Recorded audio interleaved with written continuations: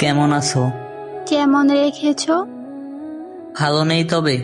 ছিলামই বা কবে, দায় কি আমার? চাপাইনি ভার, জমেছে অভিমান, পুরো পাহাড়ের সমান।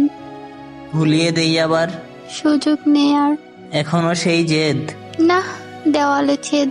ভেঙে দিব দেয়াল। নেই সময়ের খেয়াল, মোটে 5 বছর হয়ে গেছো পর। ফুল হয়েছে ইস্যু, এই নামে ডাকিও না আর, ভালোবাসো না আর। প্রশ্নই নেই তার।